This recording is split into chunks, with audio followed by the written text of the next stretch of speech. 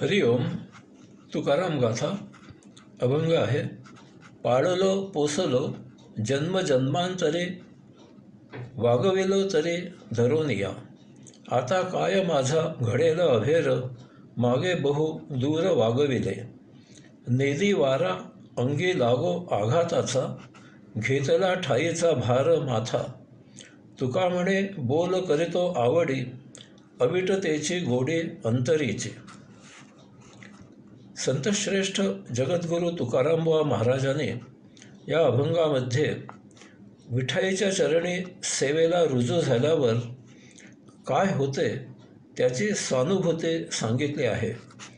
त्यांच्या स्वानुभूतीनुसार आपण विठाईचे पायीक झाल्यावर आपल्याला या भवसागराची, येथील आधिव्याधींची, देहधर्माची वगैरे कसलीही चिंता राहत नाही.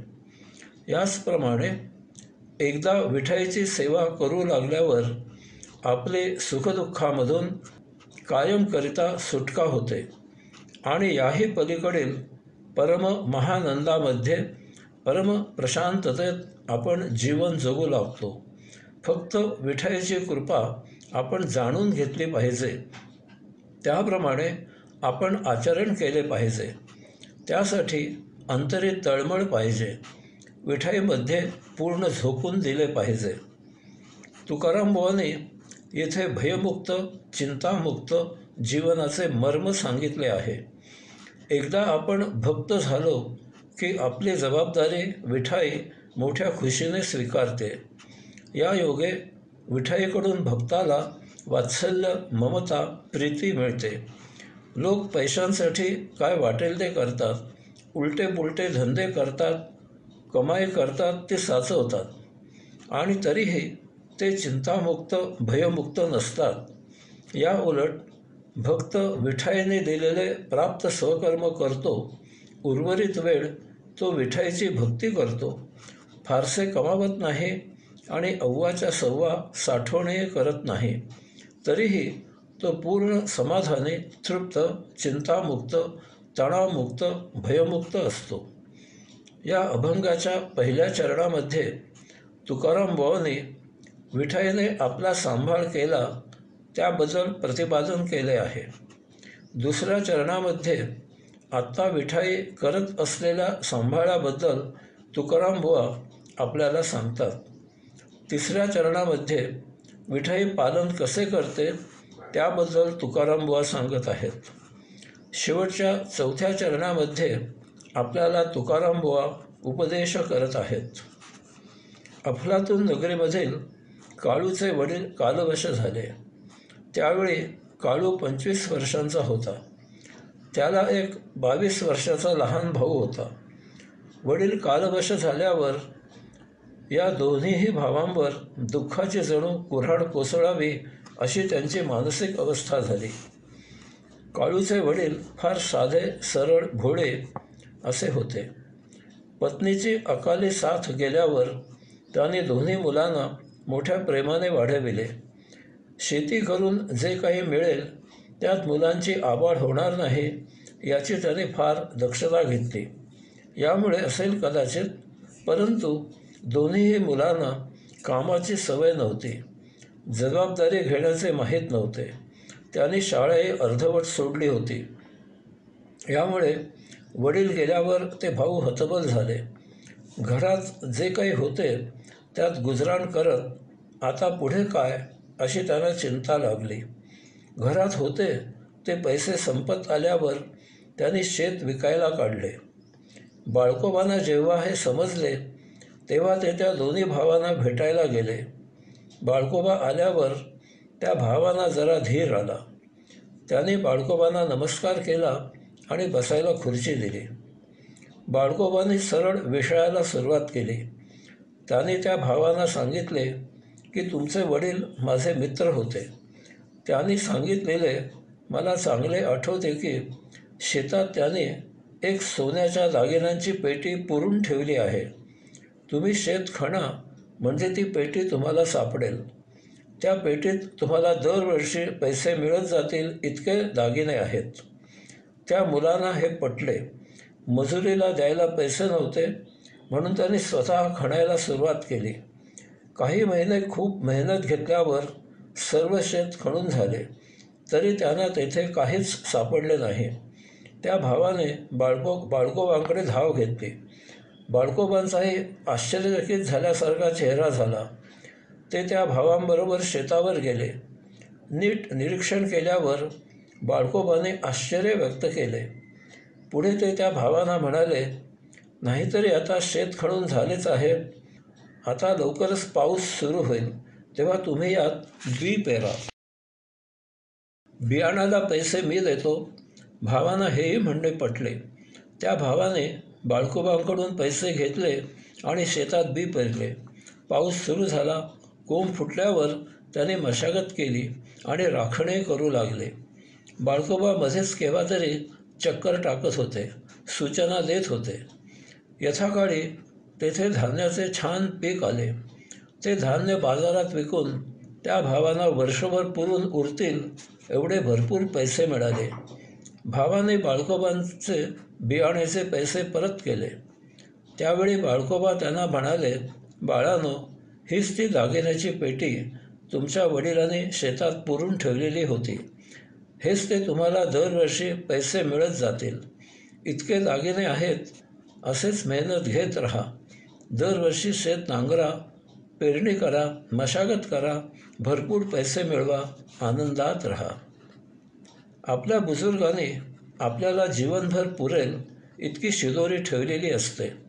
फक्त ती आपण जाणून घेतली पाहिजे. आता प्रत्येकाला फक्त शेतच ठेवलेले असते असे नाही. पैसा, जमीन, कला, ज्ञान, उत्तम संस्कार इत्यादी रूपाने ही ठेव आपल्यासाठी मागे ठेवून ते पुढे निघून जातात. या ठेवीचा सदुपयोग करून आपण आपले जीवन समृद्ध करायचे असते. माझा अनुभव मी येथे मुद्दाम नमूद करतो. मला खूप बालपणी 5-6 वर्षांचा असताना वडिलांनी योगासने, प्राणायाम, देवाबद्दल मूलभूत माहितीच दिली. ही माझ्या आयुष्यासाठी जास्तीची माहिती म्हणून मी गृहीत धरली होती.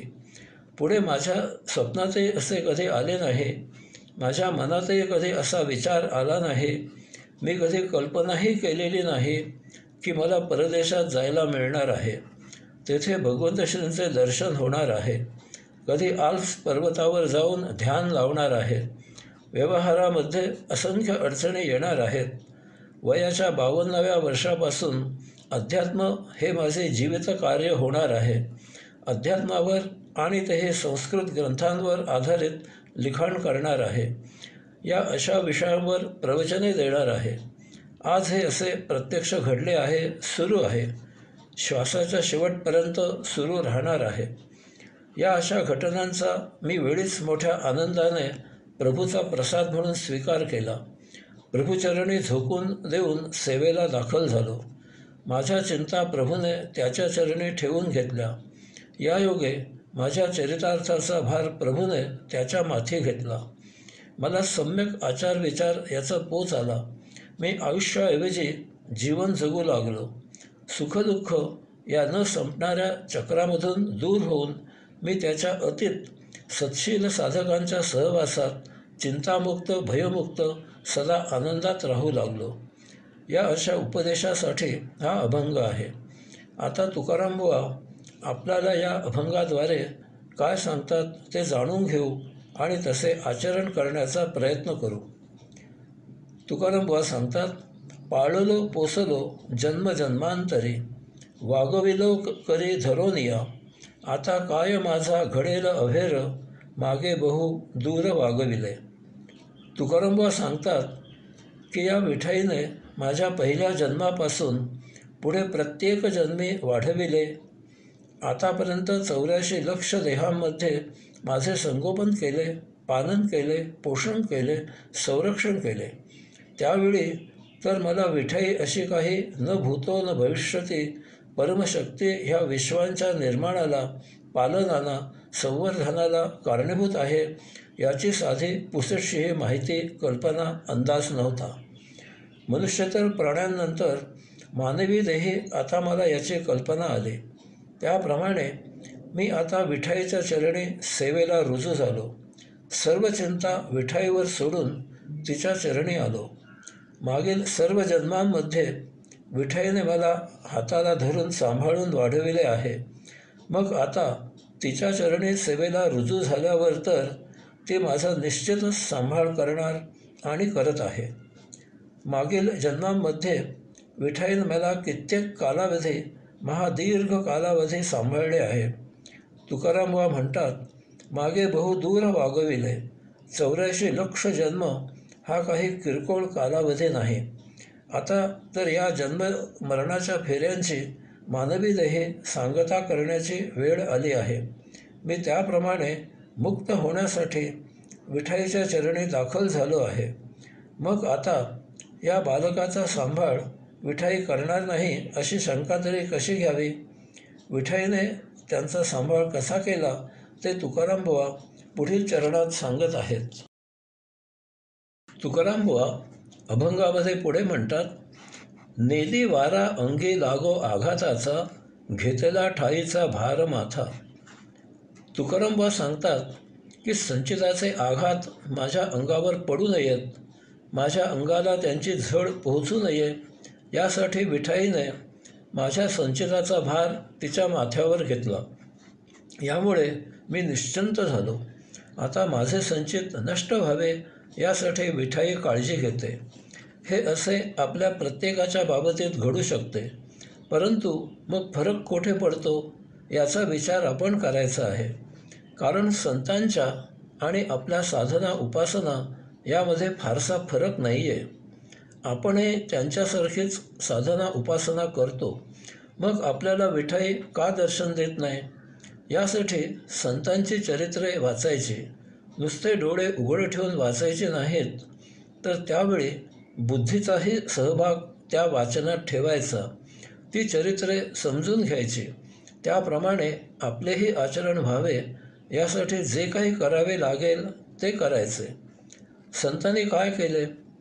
विठाईवर दृढ विश्वास, असीम श्रद्धा, आत्यंतिक टोकाची भावभक्ती, मुक्ती प्राप्त व्हावी यासाठी दुर्दम्य इच्छाशक्ती, त्यायोगे सर्वस्व झोकून देण्याची वृत्ती, मुक्ती प्राप्त होईपर्यंत विठाईच्या चरणी कायम केलेला मुक्काम आणि विठाई प्राप्त झाली तरीही विठाईचे चरण न सोडता आणखी घट्ट धरून विठाईचे पाईक होऊन त्याच्या कार्यात झोकून देणे. वाटेत कितीही संकटे आली तरी अशावेळी विठाईला दोष न देता त्यात आपली चूक शोधून ती सुधारण्याची वृत्ती. याच्या जोडीला विठाईने जसे दिले आहे त्याचा मोठ्या समाधानाने स्वीकार करून साधी राहणी, प्रशांत स्वभाव, सप्तरिपूंच्या आहारी न जाणे, अखंड साधना उपासना, सर्वात महत्त्वाचे म्हणजे हे सर्व पूर्ण अंतःकरणापासून. आत्ता सन 2020-21मध्ये संपूर्ण जगात कोरोनाने थैमान घातले. कित्येक लाख लोकांना बाधा झाली. यात कित्येक मृत झाले. संपूर्ण जगात हाहाकार उडाला. भयान वातावरण तयार झाले. मग काय केले मानवाने? तो तसाच रडत बसला का? नाही. त्याने आपली बुद्धी वापरली.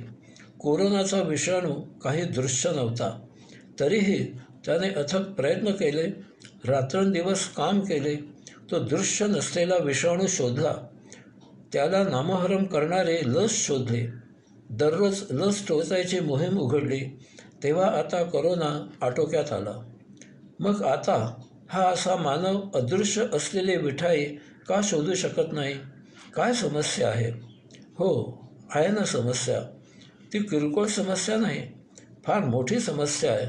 मुळात अध्यात्म याचा अर्थ भौतिक मौज मजा चंगळ याला तिलांजली देणे आहे. ही फार विचित्र गोष्ट आहे. आम्हाला तर विठाई मौज मजा चंगळ यासाठीच हवी आहे. त्यातून ज्यांना विठाई प्राप्त झाली तरी काही हरकत नाही. तसे झाले तर राहू आनंदात. असे जे आहेत त्यांना विठाई कष्ट न देता मिळायला हवी आहे. कारण अशांना गतसंचिताचे चटके सहन करणे नको आहे. म्हणजे विनाअट विठाई कोणालाही नको आहे. आपण येथेच कमी पडतो. आपल्याला वाटते की सर्व काही विठाईने करावे आणि आपण मुक्त व्हावे. जरा काही संकट आले, दुःख झेलावे लागले, संसाराचे चटके बसले की देवा, मी तुझ्यासाठी इतकी पूजा केली, भक्ती केली, उपासना केली, मग आता मला हे संकट, दुःख, चटके का आहेत? तू नक्की आहेस की सर्व काही फसवाफसवी आहे? हे मोठे हिशेब ठेवणारे ना. आपल्या पूर्वसुकृताचा देवही हिशेब ठेवतो. याचे भान नाही. यांना वाटते की आपण गतजन्मी सर्व पुण्य केले आहे. आपल्याला आनंदाऐवजी सुखदुःखात का जगावे लागते याचा कधी कोणी विचार करत नाही. आपल्याला काही मिळावे असे वाटले तर त्यासाठी आपण लायक आहोत का याचा काही विचार नाही की पाचपोचही नाही. आपल्याला नोकरी मिळविताना आपली मुलाखत घेऊन योग्य वाटले तरच नोकरी मिळते. तसेच देवाचे आहे. त्याच्याकडे मागणे मागितल्यावर देवही त्यासाठी आपण लायक आहोत का याचा विचार करतो. त्याची पडताळणी चित्रगुप्ताकडे करतो आणि मगच देतो. पण नाही, हा विचारच करायचा नाही. मला पाहिजे म्हणजे पाहिजे. त्यासाठी देवाला नवस बोललो म्हणजे त्याने दिलेच पाहिजे. साधा व्यापार आहे. अमुक पैसे की तमुक माल मिळालाच पाहिजे. मग काय, एक देव नवसाला पावला नाही की दुसऱ्या देवाच्या शोधात लागले भटकायला आणि भरकटायला. देवळात जायच्या आधीच हा देव नवसाला पावतो का, चटकन पावतो का अशी 10 ठिकाणी चौकशी करूनच देवळात जातात. बरं, यांच्या मागण्या तरी काय? तर भौतिक सौख्याच्या. जितके मिळावे तितक्या यांच्या मागण्या वाढतच जातात. देवा, भरपूर दिलेस, माझ्या लायकीपेक्षा जास्त दिलेस असा कधीही शब्द नाही. निखळ आनंदाची कोणी मागणी करत नाहीत. देव भेटावा म्हणून मंदिरात जातच नाहीत. अनेक जणांच्या स्वतःवर, स्वतःच्या कर्तृत्वावर, स्वतःच्या ज्ञानावर प्रगाढ विश्वास असतो. ते देव वगैरे कोणी मानत नाहीत. मी, मला काय समजलास, अरे लाथ मारेन तेथे पाणी काढेन असे आयुष्यभर लाथा झाडतच बसतात. पायांना जखमा झाल्या की एखाद्या जन्मी देवाकडे येतात. एकदा भगवंत श्री जेवायला बसत होते. तोच त्यांना पृथ्वीवर काहीतरी दिसले. ते तसेच उठले आणि दरवाजाकडे जाऊ लागले. परंतु ते तेथेच त्या दरवाजाजवळ जरा घुटमळले आणि परत माघारी येऊन जेवायला बसले. माता रुक्मिणीला मोठे नवल वाटले. तिने विचारले की नाथ, आपण दरवाजापर्यंत जाऊन लगेच परत का आलात? त्यावर भगवंत श्री म्हणाले, मगाशी मला पृथ्वीवर एक भिकारी हाताने एक तरी वाजवत, भजन म्हणत रस्त्याने भीक मागत जात होता असे दिसले. त्याला हाकलून लावण्यासाठी लोक त्याला दगड मारू लागले. हे पाहून त्याला मदत करावी या हेतूने मी पृथ्वीवर जाण्यासाठी दरवाजाकडे जाऊ लागलो. परंतु तोपर्यंत त्या भिकाऱ्याने शिव्या देत हातात दगड घेऊन लोकांना मारायला सुरुवात केली होती. हे पाहून त्याचा अजून स्वकर्तृत्वावर विश्वास आहे हे जाणून मी परत आलो. तुकाराम अभंगाच्या शेवटी म्हणतात, तुका म्हणे बोल करीतो आवडी, अविटतेची गोडी अंतरेची. तुकाराम म्हणतात की देवा, मला जास्त काही माहीत नाही, जास्त काही येतही नाही, जास्त काही कळतही नाही. मी आपला मला जसे येईल तसे तुझे नाम घेतो. पुढे ते तुझे नाम फार फार आवडीने घेतो. मला त्याशिवाय आता जराही चैन पडत नाही. कारण त्या नामाची गोडी अविट आहे, मधुर आहे. कितीही घ्यावे तरी ते घेत राहावे असेच वाटते. कारण तुझ्या नामाची गोडी माझ्या अंतःकरणामधून उमटते. यायोगे तुझे असंख्य गुण आहेत, त्याचे गान करावे असे वाटते. तुझी जी अगणित वैशिष्ट्ये आहेत, तुझे जे अमोघ वैभव आहे त्याचे गान करावे असे वाटते. या वैभवाची संख्या असंख्य असल्यामुळे मला जन्मोजन्मी असे करायला संधी आहे. कारण कितीही नाम घ्या ते कधीही संपणार नाही. असे करता करताच एक क्षण असा येतो की असे नाम घेणाराच ते नाम होतो, त्याच्याही नकळत. तुका झाला पांडुरंग, हीच तर नामसाधनेची खुबी आहे. परंतु आपला प्रश्न आहे की ते नाम अंतःकरणापासून घ्यायला भौतिकापासून मोकळे असलेले अंतःकरण आणायचे कोठून? हरिओम.